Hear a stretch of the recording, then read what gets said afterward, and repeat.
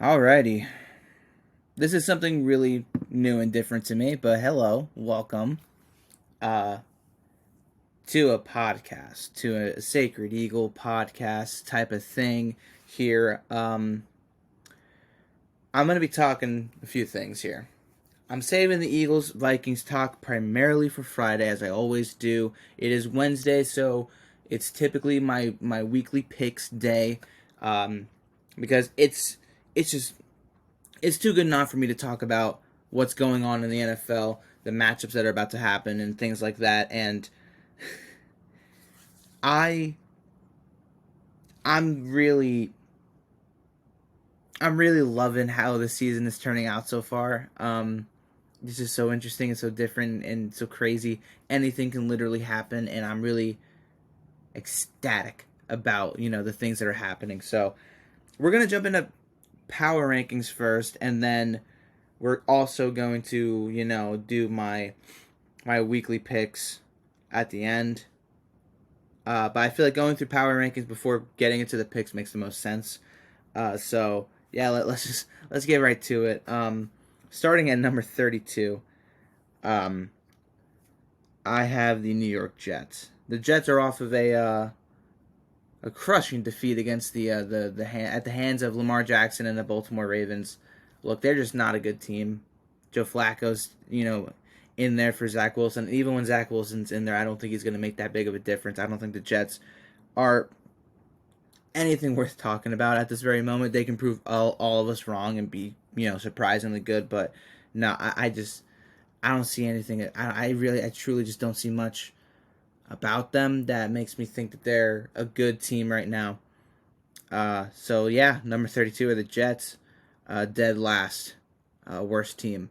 Number 31, the Atlanta Falcons. Now, I'm keeping up with my weekly picks and my power rankings. The Jets haven't moved at all. The Falcons were initially 30. They've gone down a peg because the Falcons, they just Atlanta Falcon, man. They blew another double-digit point lead in the fourth quarter against a division rival, losing by 1 point to Jameis Winston and the New Orleans Saints. And it's disappointing. I'm no Falcon fan, obviously, but I've seen my fair share of Falcons blown wins. We're not in baseball. I can't say blown saves, but they've they've choked a lot over the past 5, 6, 7 years, and this is no different here. So yeah, 31. I got nothing good to say about the Falcons. I knew that they were going to be one of the not so good teams, and this just kind of helps prove that point. Number 30. This is a team that I had at 27 last week. The Jacksonville Jaguars. From penalties, turnovers, and just overall pretty sloppy play. They lost a very close contest against the Commanders that they could have easily won. And for that, they've gone down a few, down to number 30, initially number 27. I still do think Doug Peterson and Trevor Lawrence have something there. They just have to, keep building up their own, as the years go on, as the weeks go on, I feel like they're going to become a much better team. Like in week 4, 2 weeks from Sunday, I think when I see the Eagles play the Jaguars, I think they're going to be a little bit better, and I think Doug is definitely going to have a chip on his shoulder, trying to come back and beat his former team. Number 29, this team didn't move anywhere. The Houston Texans. They also blew a lead in the fourth quarter and tied with the Indianapolis Colts, a team that I have favorited to win the AFC South, which is right now looking like the new NFC least. So, yeah, I got nothing really much to say. David Mims is Mims. David Mills is actually solid. Brandon Cooks is pretty good. They have a good foundation. They just can't seem to put things together on all sides of the ball. So, yeah, number 29 goes to the Houston Texans. At 28, with a whopping -4 drop, Carolina Panthers. I had them at 24 last week. This week I have them at 28. Yeah. Very slow start. They managed to rally and take the lead at the end, but they could not stop the backup quarterback, Jacoby Brissett of the Cleveland Browns. And a game-winning field goal forced the Panthers to go 0-1, ruining what would have been a great revenge game for Baker. So yeah, very unfortunate, but at least for Baker and Carolina Panthers fans, yeah, it's going to be that type of season for you guys, and it sucks, but yeah, unfortunate. But you guys are at 28, 27. I could have put them higher, but it's because it's week one, and I know what this team really is going to be. The Seattle Seahawks, 1 point upset over Russell Wilson. It's more so on the Buccaneers. The Broncos continuously shooting themselves in the foot. They just continued to struggle, and in the red zone, turnovers, penalties, you name it, just things don't seem 100% yet.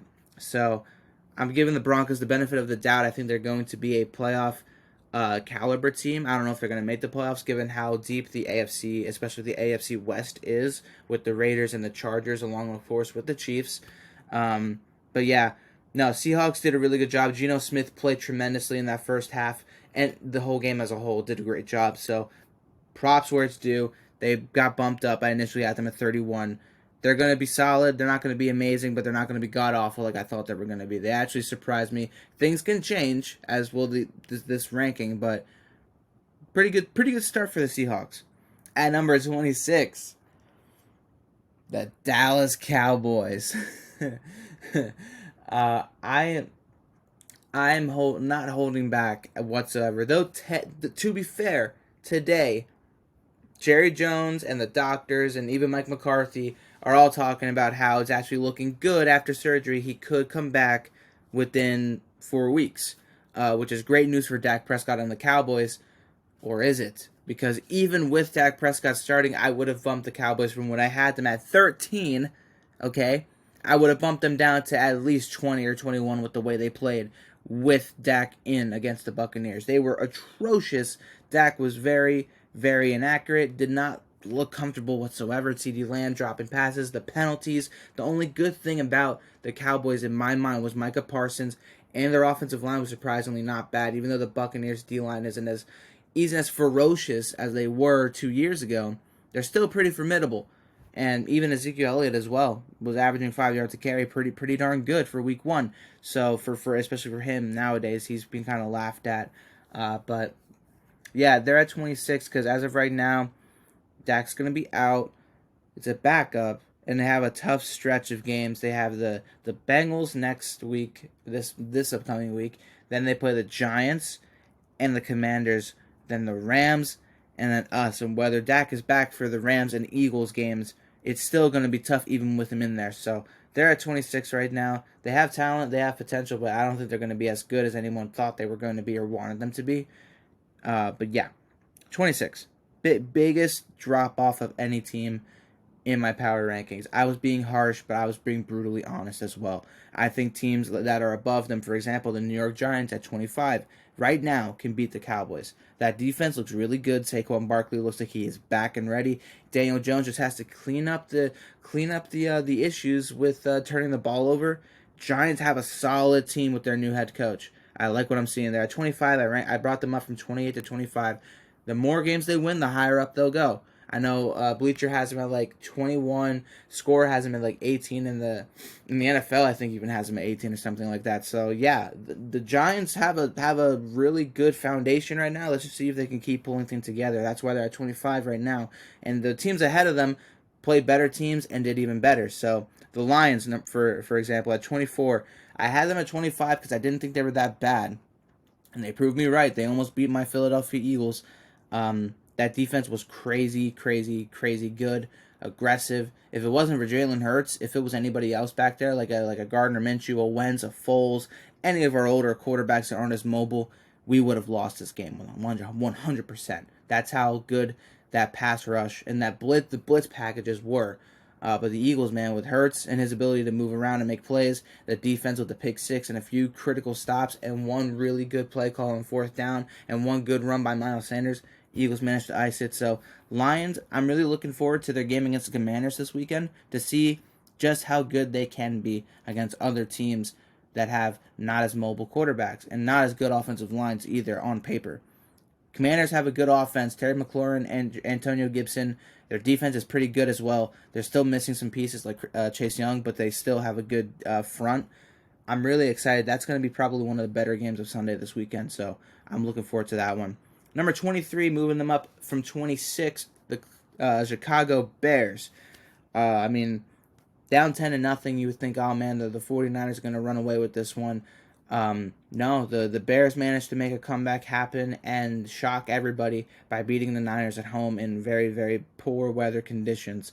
Justin Fields made some really good throws and really good plays. Their defense is not half bad at all, and I like what I saw overall from the Bears to warrant them moving up a bit ahead of the Lions for now. We'll see how they do against Green Bay, but yeah, I got them at 23. Number 22, this is kind of harsh, but at the same time, I only had them at 19, so they went down just three notches. The New England Patriots, they really got shut out against the Miami Dolphins. I don't think the Dolphins are spectacular, but I do think that they're going to be in contention for a wild card spot now that Tyreek Hill just completely opens up and helps that offense so much more. Tua needs to do better with his with certain throws and his playmaking abilities when passing the football. As accurate as Tyreek Hill says he is, he made some pretty piss poor throws. So I want to see him clean those up. But of course, you have Tyreek Hill, and it helps open everything up. So yeah, 22 feels kind of safe to put them there because they were a playoff team last year. Maybe they can bounce back. We'll see. Denver Broncos at number 21. I'm being a little harsh to them, but at the same time, I think they'll rise back up. I had them at 16. Not bringing them down to 21 because of the way they just... I already talked about it a few minutes ago. The way they played against Seattle, very sloppy. They didn't look like they were ready at all. So I had to bring them down. I think they'll clean things up. Who do they play next week? The Broncos play the Texans. That's a perfect opponent to clean it up. So yeah, I think they'll be able to do that and rise back up next week when I do these power rankings. So we'll see. Number 20, the Cleveland Browns. I ranked them at 21 because they don't have Deshaun Watson, and as a whole, I don't think that they're spectacular. I think they're fine. They have one of the best running back rooms. I'll give them that. They have Amari Cooper now, and Jacoby Brissett is no scrub. He did pretty good against the Panthers. So I brought them up into the top 20.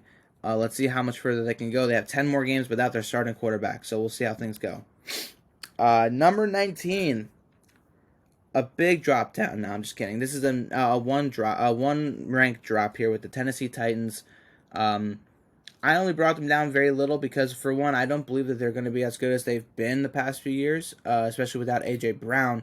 And I also just didn't like how they played in the fourth quarter. I don't like how their defense collapsed, allowed the Giants to get that 2-point conversion, and then just could not execute and kick that game-winning field goal. They just completely missed it. So nothing crazy to warrant them dropping down significantly. They're still in the top 20. They're still going to be a contender without a doubt. The Colts are their only threat in the South right now, so we'll see how things go with them. But yeah, I just don't see them being as threatening as they have been. Number 18, I'm being very, very nice here. JC, if you're listening, this is for you. The Washington Commanders are number 18. They've gone up 5 spots from 23 last week to 18. Reason why is because Carson Wentz, outside of the 2 back-to-back interceptions he threw on back-to-back plays, played pretty darn well. 4 touchdowns and over 300 yards, is in the top 5 for most yards thrown out of all the quarterbacks in week 1. Again, Antonio Gibson is great at running back. They have a really good offensive line for the most part. And Terry McLaurin, I mean, they're really good. That defense is solid as well. So, yeah, 18 feels pretty nice for them right now. They're proving me wrong. And Ron Rivera is a good coach as well. So I like what they're doing there in Washington. And I'm excited to see us play them next Sunday. Carson Wentz versus Jalen Hurts, round 1 in Washington. It's going to be a really fun time. I can't wait to break that one down. But before we get there, they play the Lions, and that's going to be a really interesting matchup as well, seeing how the Lions played us. So we'll see how things go there. Number 17, I got the New Orleans Saints. A lot of people have the Saints in their top 10s or in their top 12s. I can't put them anywhere near that. I put them at 17 only because they struggled immensely against the Falcons in the first 3 quarters, really. But yeah, I just I couldn't put them anywhere further. They were initially 20, which was kind of rough, kind of harsh for them, but I like what they got there. Michael Thomas is back, 2 touchdowns. Jameis Winston is back as well. Welcome back from the injury, and they looked pretty good for the most part in the later half of the game. So, Yeah, I think the Saints are definitely going to be a contender for a wild card spot. We'll see how they do against the Buccaneers because they have their number. Let's see if that continues. But 17 feels kind of right for me now. Into the top 16. These are the teams that I feel like are the best out of everybody. Like 16 and beyond goes from mediocre to good. 17 and down goes from mediocre to bad. So you have the 17, the Saints, kind of mediocre, and then 16, the Steelers. Quite a surprise here. The Bengals really did not, do much to argue putting them right here from 22 to 16. A pretty good jump. They just Mitchell Trubisky did really good. That defense is really good, and thankfully, T.J. Watt is going to be okay. He's not going to need surgery. He'll be back sooner than they expected. So and Najee Harris as well. But getting the win they got, despite what the Broncos did wrong, which they did a lot of things wrong, they surprised me as they did many other people. So number 15, dropping the 49ers down from 10 to 15, 5 spots. Yeah, the Niners, man. Like, what happened? Defensive collapse, offensive shutdown. I don't think Trey Lance is ready, man. I really don't. And if Trey Lance continues to struggle like this, I'm gonna have to keep dropping them. I think that's a safe. That's easy enough a ranking to explain right there.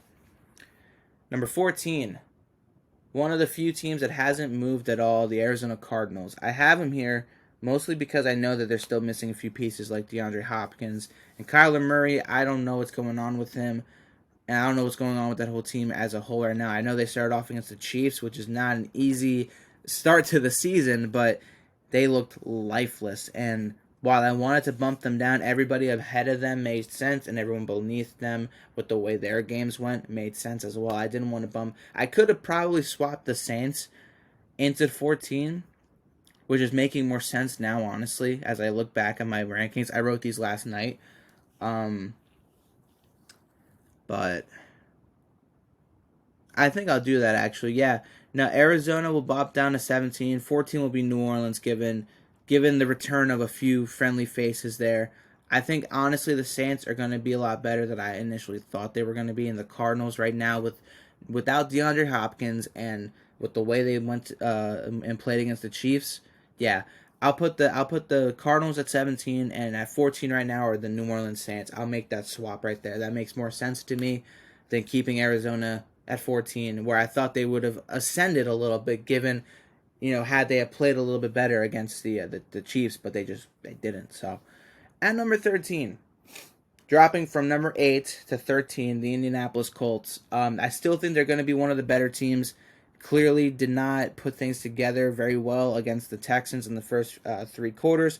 They mounted a comeback, but then they weren't able to do anything in the overtime period and tied with the Texans. They're still undefeated, and they're still not awful or bad, obviously. They're still a good team. They have one of the best running backs. Michael Pittman is great. It's just a matter of if Matt Ryan can really ascend back to, MVP potential that he was back in 2016. That's the main thing.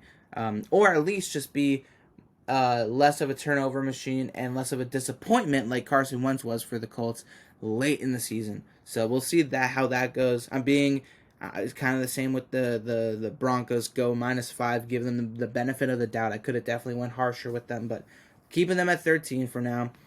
The top 12 here make the most sense to me. I feel like this is probably the best part of my ranking list. So at number 12, I got the Raiders.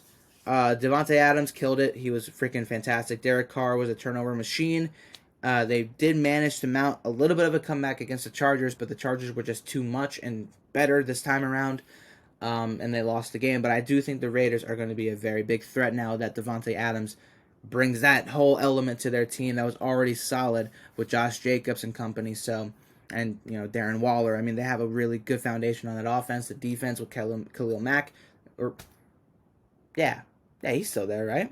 No, he's not there. What am I thinking? Where is Khalil Mack? I'm curious right now. Am I thinking the right thing? Where is Khalil Mack? Hold up. Wait a second. He's with the Chargers. That's what I was mistaking there. He used to be a Raider. They traded him. I knew that. I don't know why I thought he was still with the Raiders. No, he's with the Chargers. Never mind. I'll talk about Khalil Mack later. I'm getting my teams mixed up, but Yeah, Khalil Mack wreaked havoc is what I'm thinking. I'm getting all lost in the head right now, but yeah, I think 12 fits the Raiders pretty well, so leave them there. At number 11, I got the Miami Dolphins. This might be a little too nice to them. Um, +6, mostly just because of the way that they handled the Patriots. Um, and again, the what Tyreek Hill brings to them. I think they're going to be a really solid team. I think they're gonna give the Bills a little bit of a tough time, but not anything crazy. I still think they're gonna get swept by them. I think the Bills are too good, but yeah, I put the Dolphins at 11, just because I feel like that's pretty for right now. I've seen way worse rankings. Trust me. Out there that I don't believe in, but at the same time, this is week one. It's just a weird time going into week two, trying to fit these rankings to somewhat make sense.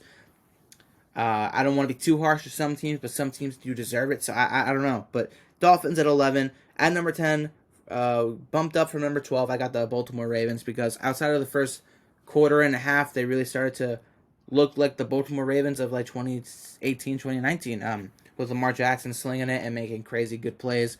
What's his name? Rashad Bateman? Yeah, got some good targets out there. Mark Andrews is still there. I like what I saw from the Bengals. The Ravens. I know it was against the Jets, but still, I liked what I saw, and I'm excited to see how they continue to form.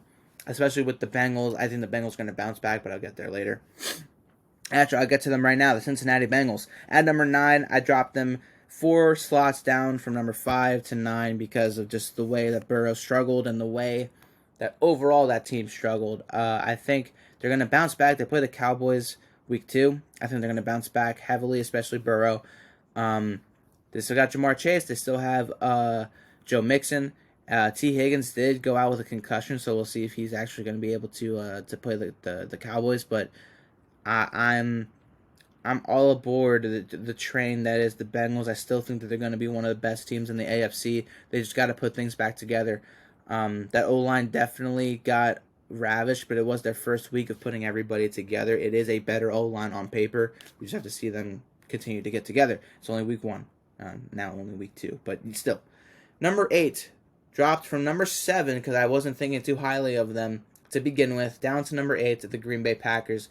Got absolutely manhandled by the Vikings and let up so many yards to Justin Jefferson. I was baffled.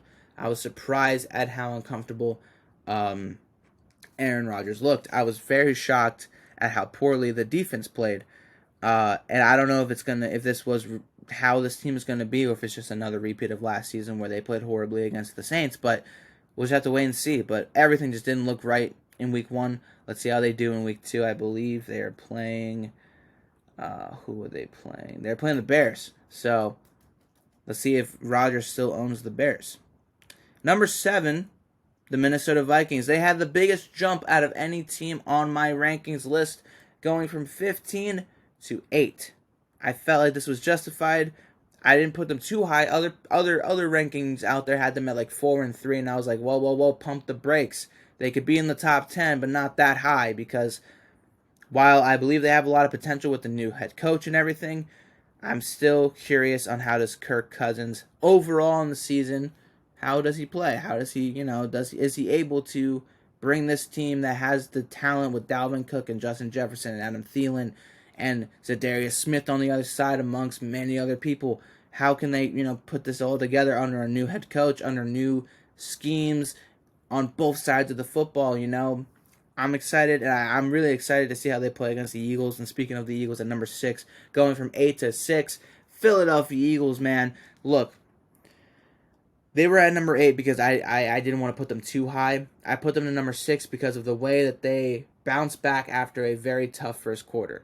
And I think that they are going to continue to figure themselves out. Gannon and the rest of the coaches understood they got too comfortable too quickly. We have to see them make more adjustments and be better in all aspects on defense. Against the run, do better at getting pressure on the quarterback and shutting down drives and continuing drives as well.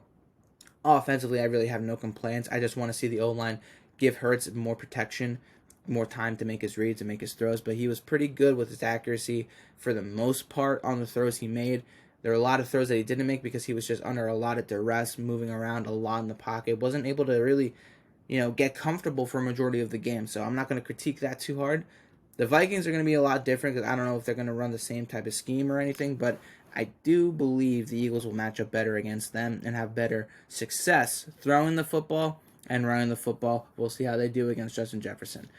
Number 5, dropped from number 3, the Los Angeles Rams. I don't want to get too harsh with them just yet, but if they struggle again in week 2 against who are they playing in week 2? Where are the Rams? Did I skip their game? The Falcons. If they don't play better against the Falcons, then they're definitely in trouble. But they got manhandled by the Bills way harder than I thought they did. I think no one was expecting the way that they lost. So, yeah, I'm not going to be too harsh to them, but we'll see how they bounce back in week 2. At number 4, this is a team that did not move at all, the Los Angeles Chargers. I loved the way that Herbert was throwing the football. Keenan Allen is currently out for Thursday Night Football tomorrow with that hamstring injury. So I knowing that, and in my mind seeing how other teams play, like number 3, the Chiefs, which I bumped from 6 to 3. Yeah, these two go head-to-head. I think the Chiefs are probably going to take it because of the Keenan Allen injury. I would love for the Chargers to take it because I really love what the Chargers are doing, which is why they're at number 4. I didn't bump them up because I felt like they could have done a little bit better on the defensive side late in the game against the Raiders. But the Chiefs, on the other hand, did a really good job in all aspects against the Cardinals, a solid opponent even without DeAndre Hopkins. We'll see how those two play against each other tomorrow night and where they move next week in my power rankings. At number 2 and number 1, no movement whatsoever. The Tampa Bay Buccaneers are number 2. Self-explanatory. They completely and utterly dominated the Cowboys before and after Dak Prescott's injury. And the Bills absolutely dominated the Rams in all phases throughout the entire game. Those are my power rankings in 27 minutes. Oh my God, and I still have another half of this to go. Let me know what your thoughts are on the power rankings that you've seen along with my own. And let's talk about the games. Okay, let's talk about the games of the week this week. Very interesting games, to say the least. I'm really excited about it, and I think that a lot of these games are going to be really fun. And I've already touched on the Chargers and Chiefs game, but I think the Chargers are going to lose this one, unfortunately. And to the people watching on YouTube, welcome. Hi to the week 2 picks. I missed week 1. I know. I'm sorry, but hey, things happen. My picks for this week, I went last week 9-6-1 thanks to the tie, and as well as Russell Wilson and the Broncos country not really riding the way I thought they were going to ride. But anywho, Chargers at Chiefs. I got the Chiefs winning that now that Keenan Allen has been downgraded to out. Chiefs are going to win that one 31-28. It's still going to be a really good game in my opinion. The first one on Amazon Prime time football, baby. Oh, God. Thank God that football was fake, by the way. That Prime football, thank God it was fake. Patriots at the Steelers. Very interesting game here. The Patriots struggled against the Dolphins immensely. And the Steelers have a much better defense, and Mitchell Trubisky surprised everybody with the way he played. So I got to give it to the Steelers. I think they're going to win this one by a score 21-17. I think the Patriots are going to find a little bit of an offensive groove this time around and put up some points, make it difficult for the Steelers, But I think the Steelers are going to win that one. Panthers at the Giants. Initially, I had the Panthers winning this one. But looking back at it, I got the Giants winning this one. Congrats to you Giants fans out there. You guys going to start out 2-0. At least I think you are. The Giants are going to win this one like 28-23. I think it's going to be a close one. I think Baker's going to struggle early on again, but the Giants will reel him back in only to shoot down his hopes and dreams very late on in the fourth quarter. With probably some miraculous Saquon Barkley touchdown from like 70+ to take the lead or something along those lines after being down like 23-21, something like that. But that one's going to be a good game too. I'm excited about that. I'm really liking what I'm seeing from the Commanders and the Giants. Um, so yeah, we'll see how that goes. Jets at the Browns. The Browns are going to win this one. Jacoby Brissett is going to continue to carry this team. He's solid, anyways. The Jets are a dumpster fire mess of a lot of issues. So yeah, I got the. That's my dog Luna. You okay? I got the Browns winning that one 21-10. Colts at the Jaguars. I think the Jaguars are going to put up a really good fight because, again, I like what I see from most of the Jaguars team. But I think the Colts are just a better team. I'm going to give the Colts a 27-24 win. Doug Peterson's going to continue to try and figure out his offense and, get his team up to par. We'll see how that goes, but yeah, we shall see. Dolphins, Ravens. Ravens are the better team, though Tua with Tyreek Hill makes it a little bit interesting. Though I'm going to give the Ravens the edge here. I think overall Lamar is the better quarterback. The Ravens are the better team with a better coach, with a more experienced coach. I'm going to give it a 31-20 Ravens victory. Give them a 2-0 start and a head start along with the Steelers over the Bengals, who I still have winning the AFC North. So we'll see how that goes. We'll see if that stays true. We'll see if my prediction stays true. Buccaneers, Saints. Buccaneers have had a lot of issues against the Saints, and I think they're going to continue, but I think late in the third and into the fourth quarter, Tom Brady's going to figure it out. I think he's going to figure it out, and he's going to beat the crap out of the Saints. After a slow start, they're going to win 28-17. I think they're going to finally beat. I think Brady is finally going to beat the Saints. Now on to Commanders at the Lions. My personal game to watch. I loved what the Lions did to the Eagles. Honestly, I really do. They gave us a wake up call, and they also played like dogs. Like they were unreal against us. So, looking at a quarterback who isn't nearly as mobile as Hurts, but can make better throws with his arm, along with overall the matchup that is the Commanders versus Lions, it's gonna be close. It's gonna be tough, and I like the Lions to win this one, get their first win of 2022, 28-24. I think it's gonna be a really fun one. I think that's gonna be a game to watch personally, out of all the games that we have here. Moving on, we got the Seattle Seahawks, the 1-0 Seahawks taking on the 49ers. I think this is where the 49ers are going to, hopefully, we'll see, figure things out with Trey Lance and win a close overtime contest, 20-17. I like what the Seahawks did against the Broncos. I really like Geno Smith, which is surprising everybody. So we'll see how that continues to unfold this year. But yeah, I got the Niners taking that one. Falcons at the Rams.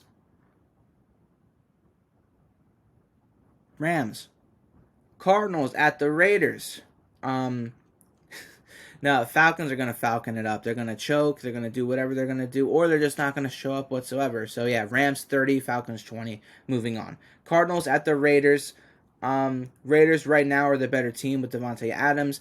Without DeAndre Hopkins and Kyler Murray continuing to kind of struggle and all that, I got the Raiders 31-23 winning that one.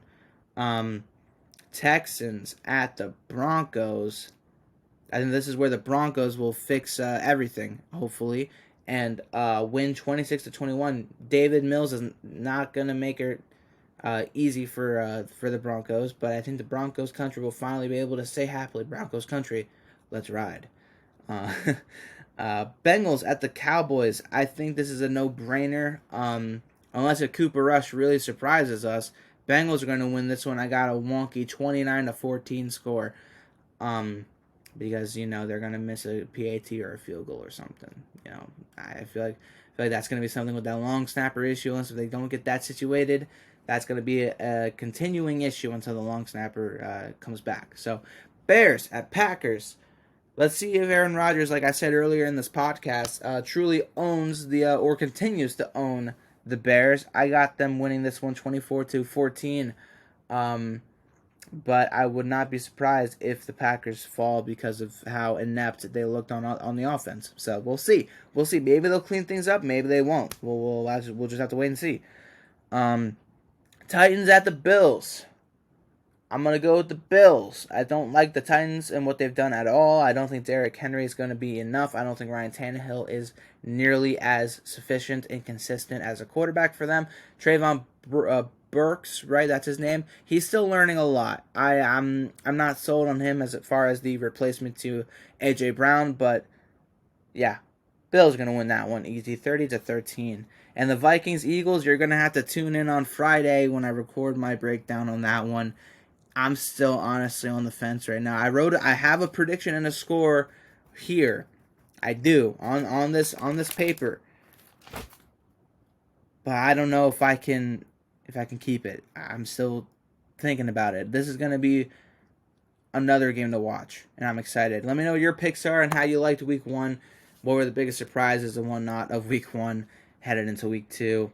To those of you watching the end of this picks video, this is all a part of a podcast. You can check in the link in the description to get the full thing, unless if it all comes to YouTube anyway. So we'll see. But thank you all for watching and listening, and I'll catch you all very, very soon. Most likely tomorrow night, if not tomorrow night, Friday night, with my Eagles Vikings preview.